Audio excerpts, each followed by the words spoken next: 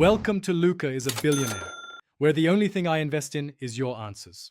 You start by importing the lav mic file and any camera or backup audio into your editor.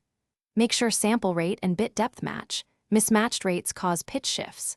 Once imported, label each track and create a duplicate backup. This prevents accidental loss. You should align the waveform start points to the clap or visual marker because accurate alignment avoids phasing and sync drift. Use zoomed-in view for frame-accurate sync. This saves time later when you cut and crossfade between sources. Once aligned, clean the lav audio. Apply a gentle high-pass filter at about 80 to 120 Hz to remove low rumble because lavs pick up vibrations. Next, treat steady noise with noise reduction or spectral repair. Sample a noise print, then apply only enough reduction to avoid artifacts. After noise, set the overall gain so peaks sit around -6 dB to -3 dB, and automate clip gain for dynamics. This keeps levels even and prevents overcompression later when you add processing. Finally, enhance the lav.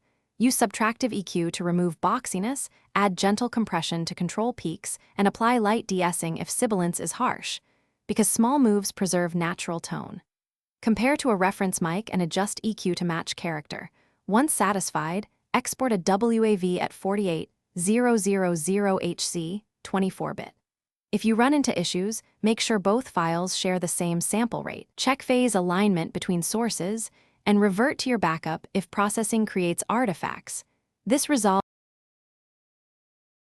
Thanks for watching and please subscribe. It's the best investment you'll ever make.